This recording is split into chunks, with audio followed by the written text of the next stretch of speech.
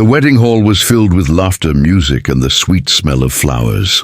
Hundreds of guests sat at round tables covered with white cloth. Glasses clinking, voices rising and falling like a warm wave. In the middle of all this joy, a man named Daniel walked in quietly, holding the small hand of his 5-year-old daughter, Lily. If you believe in kindness, second chances, and the power of small moments to change lives, please stay with us and watch this story till the end.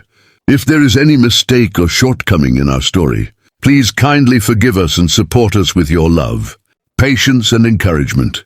Don't forget to like, comment, share, and subscribe to Kindness True Stories. And tell us in the comments where in the world you are watching from. Your support means everything to us.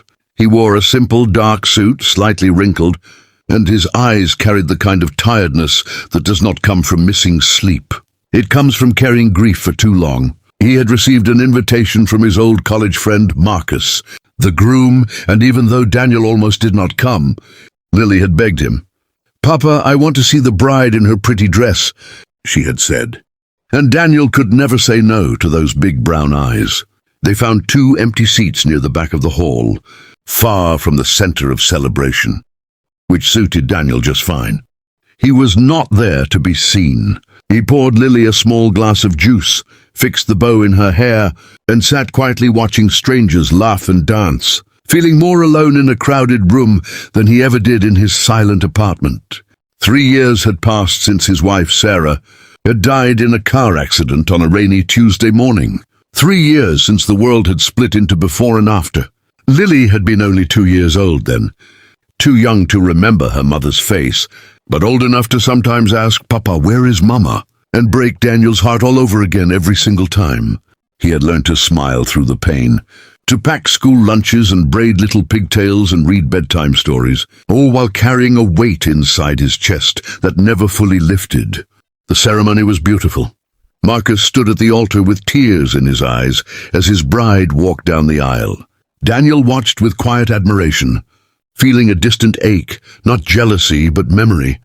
He remembered standing at his own altar, seeing Sarah walk toward him in white, a smile so bright it had made the whole world disappear. He blinked the memory away and reached down to squeeze Lily's hand.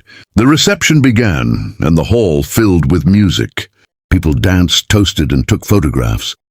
Daniel ordered a small plate of food for Lily and sat patiently while she ate, occasionally wiping her chin with a napkin and listening to her chatter about the bride's sparkling dress. It was during a quiet moment between songs that it happened. A woman stood up from a table across the hall. She was perhaps 60 years old, with silver hair pinned neatly and kind, dark eyes that scanned the room slowly. She was not the type of person who demanded attention, and yet, when she stood, something about her presence made the people nearby grow still.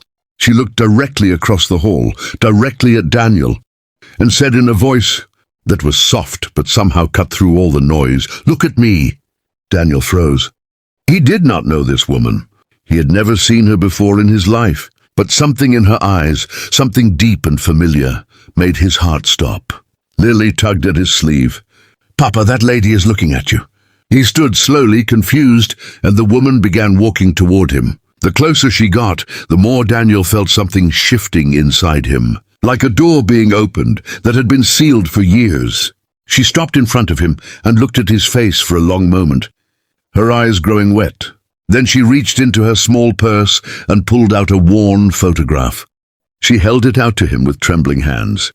Daniel took it, and his breath left his body completely. It was a photograph of Sarah, a young Sarah, maybe 16 years old, laughing in a garden, her hair loose, her eyes bright. Standing beside her in the photo was this woman, younger, but unmistakably the same person. "I am Eleanor," the woman said softly. "Sarah's mother." The words hit Daniel like a wave.